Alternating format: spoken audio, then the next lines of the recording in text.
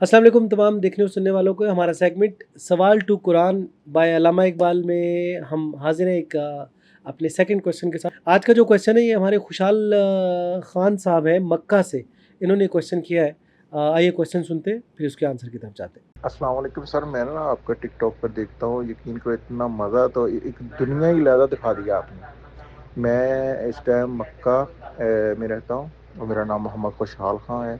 और मेरा सवाल यही था कि भी जब हम फौत हो जाते हैं, क्या उसी वक्त हमारा हिसाब हो जाना है या आगे क्या होगा? कि अब इनका सवाल ये था कि क्या क्या कब्र में ही हमारा हिसाब किताब शुरू हो जाता है।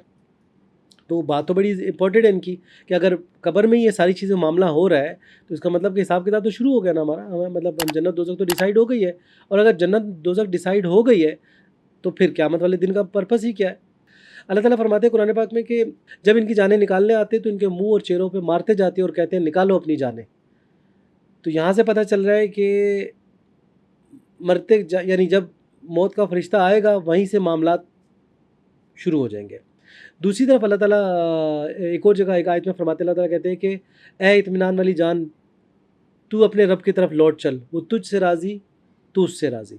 फिर सूरह यासीन में एक जगह हम पढ़ते हैं अल्लाह ताला कहते हैं काश मेरी कौम को पता चल जाए मेरे रब ने मुझे बख्श दिया और मुझे जन्नत वालों में दाखिल किया।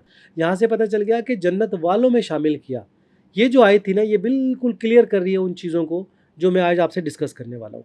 यानी यहाँ से पता चल रहा है कि एक तो चीज़ डिसाइड हो गई, जैसे ही हम मरते हैं तो जन्नत में जाएंगे या दोज़ख में जाएंगे। मेरा मकसद ये तो अल्लाह डिसाइड करेगा क़यामत वाले दिन, लेकिन हमारे साथ मामला अच्छा होगा या बुरा होगा ये पता चल जाता है। बेसिकली इस दुनिया से जब हम जाते हैं ना, इस दुनिया से हमारी आंखें बंद होती है तो हम एक ऐसे आलम में चले जाते हैं जहाँ रूहें रहती हैं। जैसे इस दुनिया में इंसान रहते हैं ना, वहाँ रूहें रहती हैं। अब उसमें दो तरह के लोग होते हैं। एक होते हैं अच्छे लोग जो दुनिया में अच्छे अमाल करते हैं।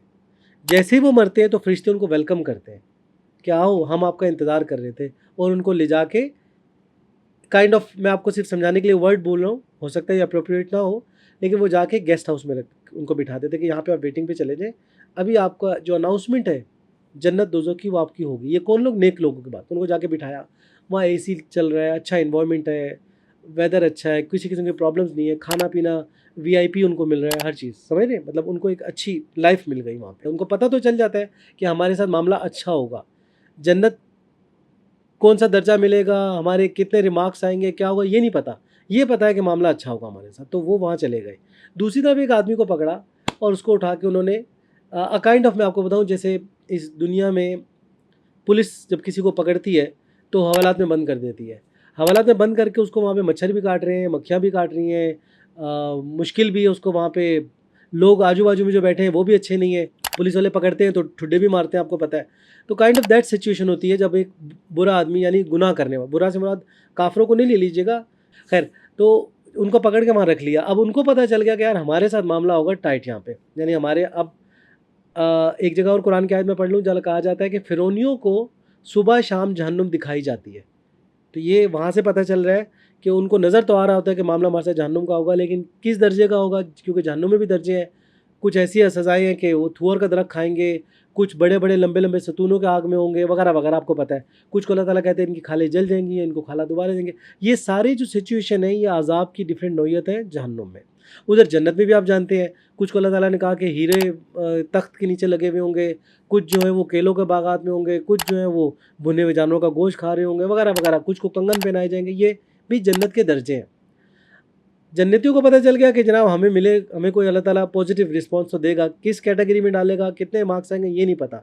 इसी तरह जहन्नमियों को भी नहीं पता कि उनके साथ कौन सी जहन्नुम में डाला जाएगा, क्या होगा, लेकिन दोनों अलग अलग हो गए। यहाँ से तो पता चल गया।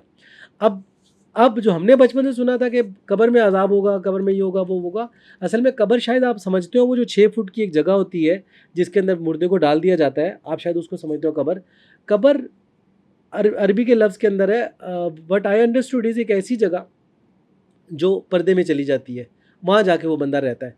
हाँ, क़यामत वाले दिन ये याद रखें, हमारी जो डेड बॉडी कब्र में डाली जाती है ना, हमारी डेड बॉडी, आपको पता है साइंटिफिकली कि स्किन हमारी, पूरे गोश्त मांस सब चीज़ें सिवाय हड्डियों के, हड्डियाँ भी भुरभुरी हो जाती हैं, ये सब कुछ गल सड़ जाता है कुछ ही टाइम बाद, मरने के बाद ही। बचता क्या है, वो जो बैकबोन की एक हड्डी होती है, आपने देखी होगी, जो अक्सर शायद कुछ लोग जानते हो जानवरों में होती है, मतलब इंसानों में वही होती है, और हमें कुरान में सूरह तारिक से एक रेफरेंस मिलता है कि हमारा जो डीएनए है वो हमारी पीठ से है।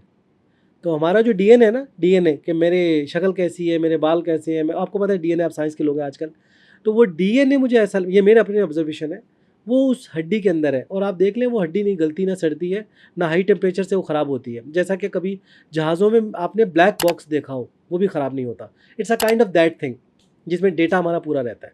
तो क़यामत वाले दिन अल्लाह जो कहते हैं कि कब्रों से दौड़ के आएंगे, कब्रों से उठ जाएंगे, मैं कब्रों से दोबारा ज़िंदा कर लूँगा। यही हमारी बॉडी क़यामत वाले दिन दोबारा खड़ी हो जाएगी, हम वहाँ खड़े हो जाएंगे जाके अल्लाह के सामने क़यामत वाले दिन। बट जो कब्र के अंदर मामला हो रहा है, हमारी स्किन गई, सब कुछ गल सड़ गई, ख़त्म हो गया मामला, हमारी डीएनए की हड्डी कैसे बची, क्या बची, वो भी अल्लाह जानते हैं, लेकिन ये मेरी अपनी ऑब्जर्वेशन है। अब हमारी जो रूह है ना, वो चलेगी आलम अरवाह में। वहाँ पे मैंने आपको 2 सेक्शन बता दिए, रख दिए गए। तो अब एक सवाल और भी शायद आपके ज़हन में आए कि जब ये पता ही चल गया कि जहन्नुमी और ये जन्नती है, तो फ़ैसला क्यों नहीं किया जा रहा, अभी रोका क्यों जा रहा है? अगेन मैं आपको सूरह यासीन का एक हवाला दूँगा। अल्लाह ताला फरमाते हैं कि इनके जो निशान पीछे रह गए और जो ये आगे छोड़ गए, उनको हम कलम बंद कर लेते हैं। अगेन ये आयत हमें साफ बता रही है कि देखें, अब मैं कोई ऐसे काम कर जाऊँ, ऐसे बुरे काम, फ़र्ज़ किया मैंने कुछ लोगों को चोरी करनी सिखा दी, कत्ल करना सिखा दिया, कोई भी गलत काम सिखा दिया कि मोबाइल फ़ोन में सॉफ्टवेयर में चोरी कैसे होती है, वेबसाइट्स पे जाके मैंने क्रेडिट कार्ड से कैसे चोरी करनी है, वो XYZ कोई भी मैंने सिखा दिया किसी को, तो वो बुरा काम अब हो गया, माशरे में वो चलता रहेगा। जब तक वो चलता रहेगा, जब तक क़यामत नहीं आएगी, वो जितने लोग बुरे काम करेंगे मेरे अकाउंट में जमा होता रहेगा। और दूसरी तरफ सदका जारिया, आप जानते हैं कि अगर एक आदमी नेक आम था, वो मर गया और उसने जितने अच्छे अमाल किए थे, फॉर एग्जांपल किसी को अच्छे अमाल करके सिखा गया, जब तक वो ज़िंदगी चलती रहेगी, उसकी क़यामत नहीं आएगी, तब तक वो सदका जारिया की सूरत में उसके पास चलता रहेगा। अब ये 2 सिनेरियो आप समझ गए अलग अलग। तो ज़ाहिर सी बात है, एक आदमी अच्छे काम करके जाएगा, उसको भी अकाउंट में मिलना है। तो जब तक क़यामत नहीं आती ना, ये कारखाना हमारा चलता रहता है, जिसमें हमारा अकाउंट डेटा हमारा जमा होता रहता है। तो दोनों को कैलकुलेट करने के लिए अल्लाह ने अभी किसी को जन्नत या दोज़ख में डिसाइड नहीं है कि कौन कौन कहाँ जाएगा। मैं खुशहाल खान साहब से बोलूँगा, मैं अगर मैसेज थोड़ा लंबा हो गया मेरी रिकॉर्डिंग में तो माफ़ कीजिएगा। तो ये इनका क्वेश्चन था, होपफुली आपको जवाब मिल गया होगा। अल्लाह से दुआ है हमें कुरान पढ़ के समझ के अमल करने वाला, दूसरों को पहुँचाने वाला बनाए। आमीन सुम्मा आमीन।